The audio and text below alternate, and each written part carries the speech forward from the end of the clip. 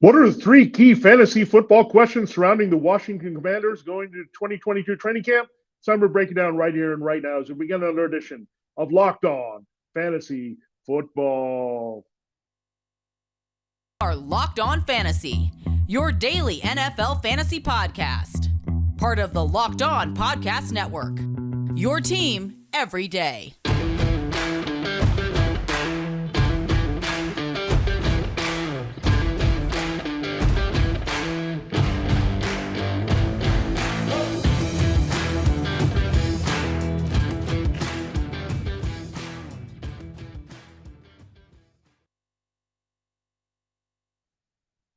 Greetings, everyone, and welcome to another edition of the Locked On Fantasy Football Podcast. As usual, I'm your host, Vinnie Iyer. When I'm not doing this, I'm writing about NFL and fantasy football for sportingnews.com. So a lot of good stuff coming around the corner here with fantasy football and gambling. We're getting ready. We're just in the calm before the storm in the summer. So it was a good time here to check in on all 32 teams. We're making our way through the divisions here. We're starting in the NFC, so we're just about to finish the NFC East. So if you missed our show breaking down the core key questions there surrounding the Dallas Cowboys, New York Giants, and Philadelphia Eagles ahead of training camp, we can definitely give you that insight there. So check out the archives for those shows. Now we got to move forward and close our look at the NFC East four teams here with the Washington Commanders. They are the spotlight key questions here for their team. So we'll look at what's going on at quarterback, running back, and wide receiver and try to shed light and answer those questions the best we can. We still might need to wait for some of those answers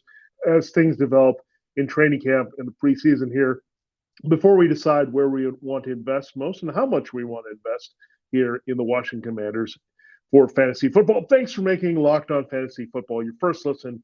Today, we're free and available to you on all platforms. Let us dive in right to the Commanders here. And let's ask the question, does Carson Wentz have some QB1 potential here? Now, you might shake this off a little bit. I know the time in Indianapolis was disappointing. He didn't make the playoffs, and he kind of became the scapegoat. Jim Irsay dumped on him, and they were so eager to make that trade for Matt Ryan once he became available in the trade from the Falcons that they moved on from Carson Wentz. They dumped him on the Commanders as quickly as possible.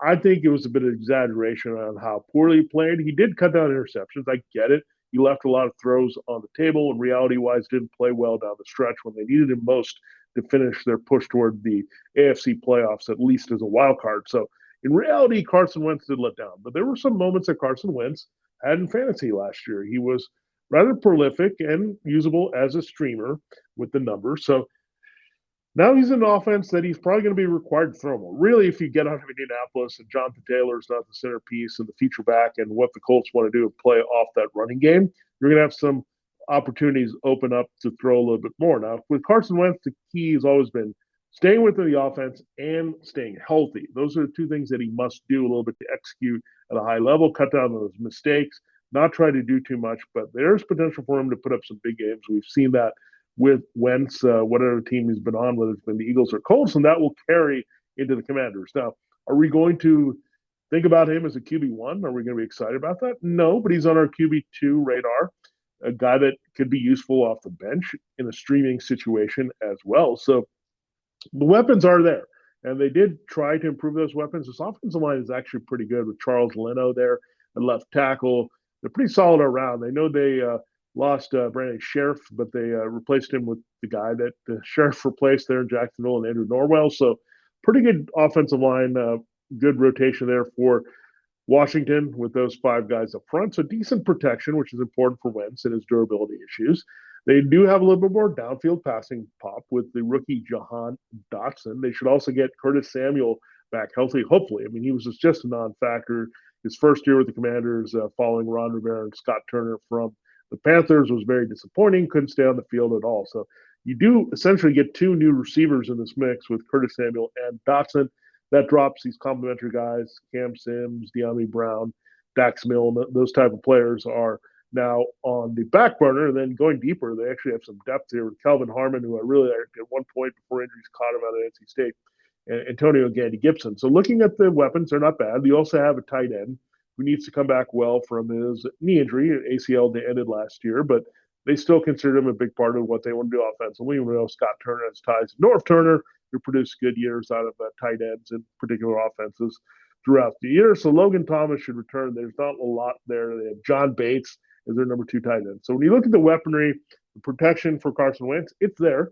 And I think Commanders are not going to be as conservative as the Colts are. They're going to open things up here. A lot of play action opportunities downfield. They wanted to stretch the field better with Dotson. They wanted to get Terry McLaurin some help here. So what you're seeing with Carson Wentz is he's viable. I think you can't totally write him off. And some people are also concerned about them still counting Taylor Heineke behind him here. And Heineke had to start, and they like him as a gamer type of passer from last year. They also used a draft pick on North Carolina, Sam Howell, here a little bit later in the draft than people expected. So that might seem, again, we talked about this with Jalen Hurts, with Gardner Minshew, Carson Strong behind him. That may seem like the Commanders are not all in on him. I think they are for this year. I mean, they just have to see what they have with Wentz. They made a significant trade with the Colts to get him. I think if they were going to go in a different direction, it would be in 2023 in the draft and reconsider the position there. So I don't think Heineke and Howell are going to be threats here. Heineke should be the makeup of a kind of a veteran backup at this point. Sam Howell is going to be very developmental in this offense for sure, because it's a lot to grasp here. And Howell is coming off a shaky final season there with the Tar Heels. So this is Carson Wentz's team. I don't think there's going to be any question about that. Now, if something were to happen to Wentz with his durability issues, I think it would still be Heineke here getting shot and not Howell. But yeah, I think Wentz, that physical talent is there. When he has some decent weapons, we know the numbers can be there as well. Again, they were pretty good last year, I think, for the Colts. And again, you're not looking for much here. You're looking for someone who can help you as a backup with some upside and have some starting viability at some points during the season based on the matchups. And I think you can get that. You also look at this division, and the Commanders' defense can be a little bit better this year, but look at the Cowboys, pretty good on the back end, but they did give up some yards. And then you look at the Giants, pretty good defense overall. They think they might be the best defense in this division, but things are going to be put up on the scoreboard here in NFC East play. You figure he's also going to be motivated returning to this division, some familiar foes here, including the Eagles, that he's going to go after a little bit. So Carson Wentz should be motivated, but he's got to play within the offense, which should help him because, again, it's running predicated, which is good for Carson Wentz, and then pushing it downfield, which is also catering to his strengths. When you look at his MVP candidate season there for the Eagles in year 2 when they got to the Super Bowl and Nick Foles helped them win it, that's what you saw a lot from Carson Wentz. So they're going to try to recreate some of those good vibes that happened there for Wentz that year. Again, it comes down to him staying healthy, grasping this offense, and really playing to his strengths, and also have him play to exactly what the offense is, because that's where he kind of frustrates coaches with the freelancing, wanting to do his own thing here, not stay within the scheme and rely on plays breaking down to extend them and make those plays versus just delivering and executing while they're available. And I think Wentz will have a better chance to do that with the entire environment here, from the offensive line to the skill position weapons with the Commanders. All right, that's a breakdown of what you can expect from Carson Wentz here as a Commander for the first time this season and what he might do. We will get into Antonio Gibson in the backfield and who's going to step up behind Terry McLaurin. That's going to be our third question we'll answer. So we'll break those two things down in our next two segments here on Locked On Fantasy Football, looking at the Commanders. BetOnline.net is your number one source for all your betting stats and sports information. Find all the latest sports developments, news and odds, including this year's basketball championship matchup, the NHL hockey conference finals, Major League Baseball, and of course, all the latest fighting news and MMA, UFC to boxing. Again, NBA, NHL, they're heating up here as we try to get to the champion here between the Warriors and Celtics. You have the Rangers and Lightning embroiled in a great series as well. So love the action there with hoops and hockey, and a lot more coming up here as we also think about some NFL futures that we can get some action on. BetOnline is your continued source for all your sporting wagering information, including live betting, esports, and more. Head to the website today or use a mobile device to learn more about the trends in action. BetOnline, where the game starts. All right, it is time to pick up the show and look more at the Washington Commanders here. We have an important favor to ask you first. We have put together surveys so we can learn more about listeners like you and make your favorite Locked On podcast even better. This is your opportunity to tell us what you like and don't like about Locked On Podcasts. Go to LockedOnPodcast.com/survey right now to get started. It won't take very long. Everyone that completes a survey can qualify for a chance to win one of 10 $100 Ticketmaster gift cards. Take our audience survey. Go to lockedonpodcast.com/survey. Thanks again for your help. All right, it is time to continue the show here and look at that key question in the backfield for the Commanders. Is Antonio Gibson going to be trusted like the feature back and give us that delayed breakout season? Antonio Gibson put up some really good numbers. The problem for him last year, he played through the shin injury. He was quite banged up all season long, so he was a little bit limited. He even missed some time here. You also had J.D. McKissick eat into his work in the receiving game, and you also have now Brian Robinson Jr. He's a big bruising power back from Alabama. He's in the mix, a bit of a surprise draft pick. And Jared Patterson, I thought, flashed some there last year as a rookie. He's their fourth running back. So McKissick, we know why he's there. He's a pure receiving back. That's not good for Gibson. Remember, when we thought McKissick was gone, he was going to sign with the Bills, and then it kind of reneged here, and he went back to the Commanders. So that was not a good development for Gibson. We thought for sure they were going to move on from McKissick.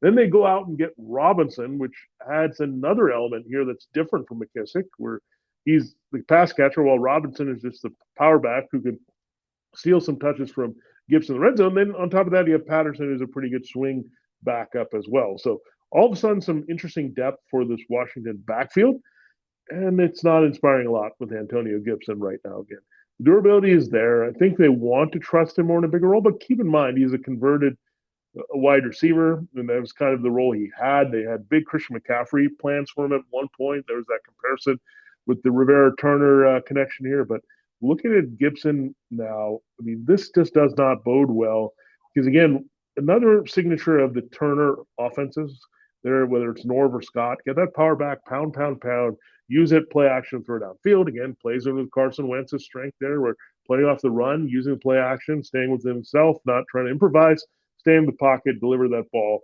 using play action. So Robinson plays into that plan as well. That's what they tend to do. There's usually not a lot of intermediate forced action here from Washington. They want to be able to stretch the field in some form, whether it's with their speedsters or reliable go-to guys, Terry McLaurin and Logan Thomas. So that all sets up the very committee specialized role here for this backfield. I think Gibson will still get the majority of touches, but McKissick is going to cut into his value in PPR leagues and to some degree in half-point PPR.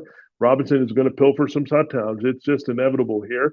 And you remember Carson Wentz also can run in some. So I'm not saying you're down on Gibson all the way, but I'm going to limit his floor and his ceiling to RB2. I think he'll get enough decent volume there, but make sure you back him up well. Now, if you're in the PPR, I would say go towards McKissick. If you're more in standard leagues, lean towards Brian Robinson, but I think both of them can have value in half-point PPR should Gibson have to miss more time here in 2022. So it's not the ideal situation. You wanted a way to lean toward more touches, and it kind of did a 180 there where you thought, okay, they're going to trust him and just keep Jared Patterson behind him as the clear number two who can do everything Gibson can there and go forward, but instead they have the two specialists in there that can cut into Gibson's role. So interesting. I don't think, again, it's not going to be as committee-like as we talked about with Miles Sanders feeling that from Kenneth Gainwell and Boston Scott in Philadelphia, because McKissick and Robinson are a little bit more specialized, and Patterson, again, as decent as he is, he's not a guy that you want to cut in and give him like 8 to 10 touches. It's not going to happen. He's going to be more of an insurance policy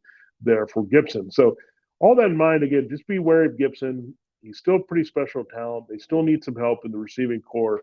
They're playing on the backfield, and Gibson is capable of that. We know that, but just the McKissick and Robinson presence makes you proceed with caution a little bit and take him more as a low-end RB2. And I think his value really centers best here at half-point PPR. When you lean one way or the other, that doesn't really help Gibson too much given what McKissick and Robinson can do. All right, so buyer beware a little bit on Antonio Gibson here in 2022. Make sure you have another contingency plan. Make sure that if you're investing in Gibson, that you have a high option as an RB that can slide over from flex and be effective the way maybe a Travis Etienne might be from the Jaguars, that type of player that you can take. So that's how my approach is here. Be careful with Gibson. Make sure you have good backfield depth and don't totally trust in him to just be a solid RB2 for you in 2022. And getting to RB1 status is going to be very difficult with that competition in this backfield for the Commanders. All right, we've broken down the quarterback situation, Carson Wentz.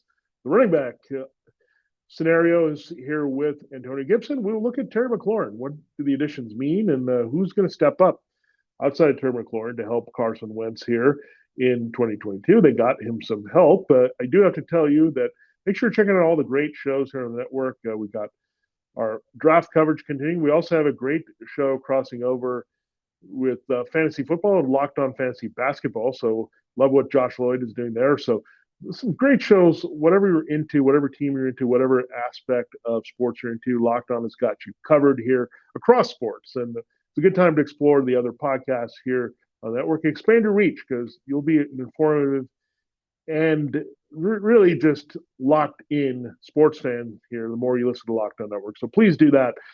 Try new shows. If you got a series of favorite teams, listen to all of them across sports. You'll be pleased and you'll get what you need. And short period of time, Monday through Friday, quick in and out for you, straight, no nonsense to the point. That's what we deliver here for you on the Locked On Network, including on Locked On Fantasy Football. All right, it is time to close the show looking at what we have with Terry McLaurin and this wide receiver core for the Commanders. McLaurin got some help, and he gets it twofold. We talked about Samuel not really being a factor last year, and now he hopefully will be somewhat healthy to contribute there, play off McLaurin the way he once did with DJ Moore. We also have the rookie first-round pick, Jahan Dotson. It was an interesting pick. I thought they might go after Jameson Williams there as a true deep threat, but they settled for Dotson out of Penn State. No slouch in his own right, this vertical stretcher there. So I think McLaurin, the thing he's maybe been miscast, even though with his speed as a lanky kind of vertical threat, he's not that type of receiver to me. I think he's an X receiver. Sometimes they force him to be the Z too because of just not having a lot of options there. I think you look at Dotson and Samuel. Samuel's the better guy suited to play the slot here. McLaurin also has that route running versatility, but Dotson is now your true vertical threat. And we've seen that work out for Carson Wentz. We've seen it in the past with Nelson Aguilar and others where they've settled into that role with their size and speed and trust factor downfield from Wentz. So again, Dotson figures to get a lot of opportunities here. Now, he could have a really big role should Samuel still have the injury issues continue here. But that's going to help McLaurin in the end with the attention that these other receivers get. McLaurin was always the coverage target there, especially when Logan Thomas was down for the season last year with his knee injury. He was the only guy that they had to take away the passing game. Now Samuel Dotson, hopefully that will change. It'll boost Terry McLaurin. Now he still finished pretty high. I think he's settled in easily as a wide receiver too. Once again, playing off that, he has got some upsides where he'll disappoint some weeks and fall to wide receiver 3.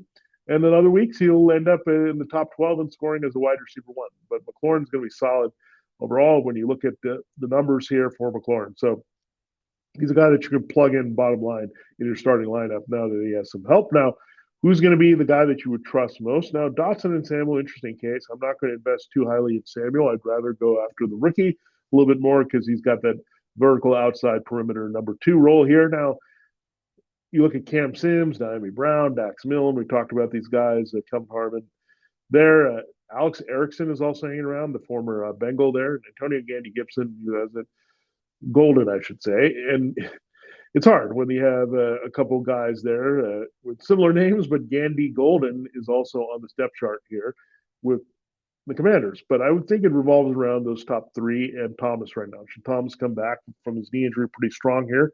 Again, we don't want to go too deep in the targets. Once you get into 5th targets, you're not going to return much fantasy football value. So we're trying to figure out who the top 3 are. I think McLaurin has a specific role. Thomas, if he's healthy, is going to be that security blanket, short to intermediate routes. Wentz does like to throw to the tight end. We know the connection he had with Zach Ertz and Dallas Goedert in Philadelphia. So McLaurin and Thomas are locked in as 2 of the top 3 targets. Now, who's going to emerge as the 3rd one? Samuel, I just don't trust to stay healthy. I think Dotson is a pretty smooth guy. He's got a very specific role. McLaurin is going to deflect the coverage attention away from him as well on the outside. So I've leaned Dotson, the rookie, more than Samuel right now. We have to see this play camp. The only thing Samuel really has aside there, if he can see, is the familiarity with the Rivera and Turner. But Dotson has the first-round pedigree working for him as well. So we're going to watch that. Where does Wentz's chemistry develop here on his new team? Figure McLaurin Thomas, no-brainer. He's going to be fine with them and dumping off balls to Gibson and McKissick. But when you look at what else fits in with what Wentz wants to do, certainly receiver such as Dotson makes a lot more sense there with his size and profile playing off Terry McLaurin. All right, so there you have it. There's a breakdown of the key questions surrounding the Washington Commanders from a fantasy football perspective here going into training camp. Hopefully, we'll get more clarity and answers on that receiving corps, especially into what exactly Antonio Gibson's role will be and workload might be in relation to McKissick and Robinson and Patterson. Those are things we're looking for most. But Carson Wentz, we're pretty confident where we feel QB2 usable at times, but and not a lot of upside there in this offense as potentially he could be replaced in 2023. Thanks for making Locked On Fantasy Football your first listen today. Now make your second listen to Locked On NFL podcast. Our national NFL experts and insiders keep fans dialed in with the biggest stories and latest news from around the league because an offseason doesn't equal a break in the action. Follow Locked On NFL every day on the Odyssey app, YouTube, or wherever you get your podcasts. For Locked On Fantasy Football, this has been Vinnie Iyer. Have a great weekend. We'll check out next week, starting our look at the teams with the key questions that are there in the NFC North.